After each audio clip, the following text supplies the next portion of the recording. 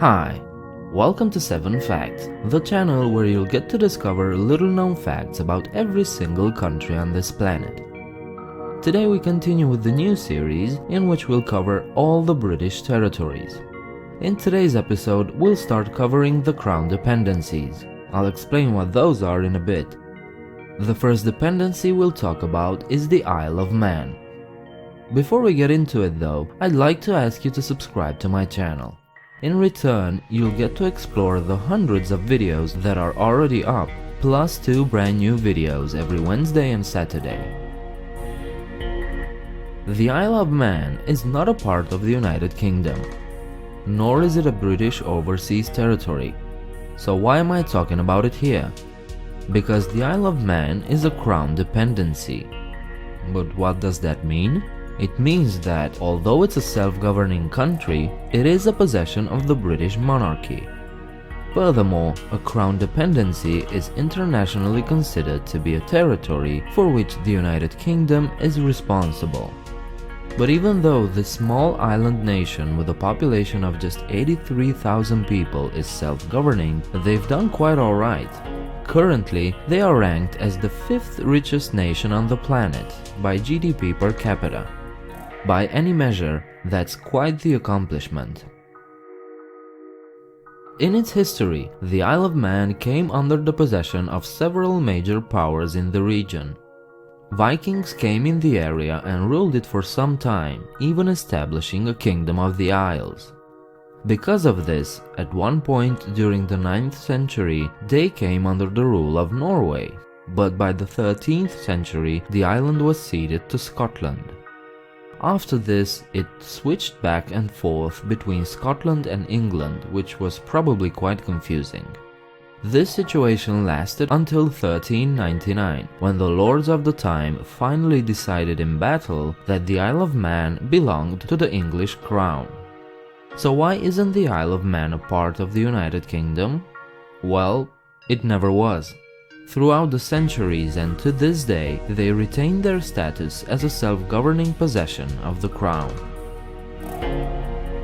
The Isle of Man has been inhabited for at least 8,500 years.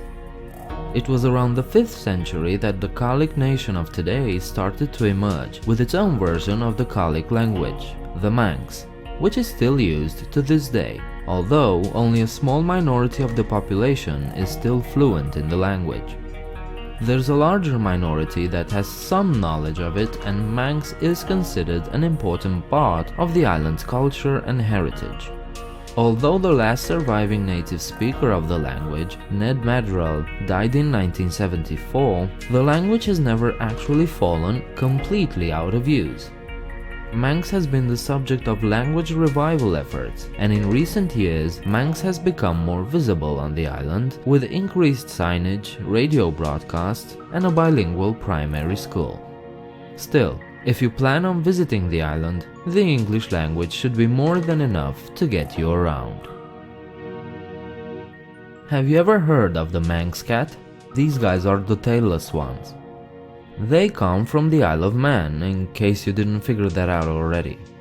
They are tailless because of a naturally occurring mutation that shortens their tail, so much so that most specimens are actually completely tailless. One cute legend as to how these cats appeared includes the biblical figure of Noah. According to the legend, 2 Manx cats were the last to board Noah's Ark. When the rain started to fall, Noah closed the ark's doors and caught their tails in the doors. Anyway, Manx cats are among the most social and tame domestic cats, and tail or no tail, they are just darn cute. The Isle of Man has the world's oldest continuous parliament, known as Tynwald. It was set up by the Vikings in the year 979 AD. Although today's parliament has modern offices in the capital Douglas, each July it meets at Tynwald Hill, an ancient Viking site, to declare each law that has been passed in the past year.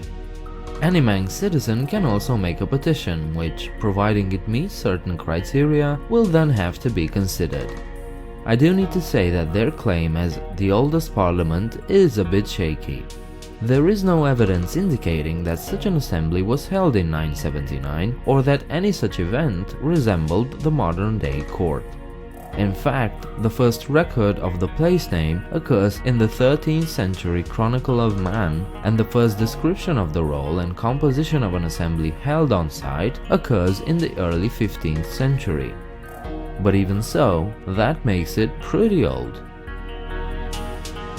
With a population of 28,000 people, Douglas is the capital city of the Isle of Man. Back in the year 1511, there were only 13 resident households, and only a few of them were actually occupied. However, thanks to its natural harbor and the Industrial Revolution, the settlement grew and became a bustling city.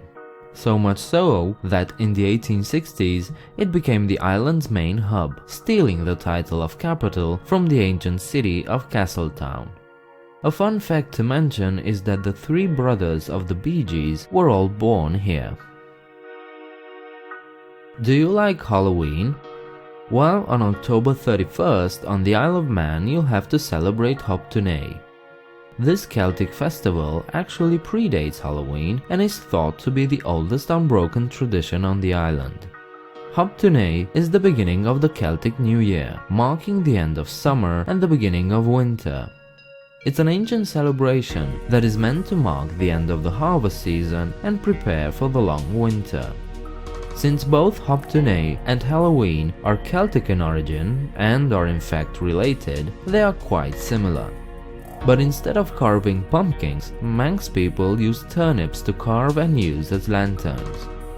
The festival is accompanied by singers, dancers, and of course, trick-or-treaters. So these were 7 facts about the Isle of Man. I hope you enjoyed the video and will leave a like and subscribe. Share your thoughts and comments downstairs, and do check me out on Facebook or Twitter. You can offer your support even more by visiting my Patreon page and become a patron. I hope to see you next time. Bye.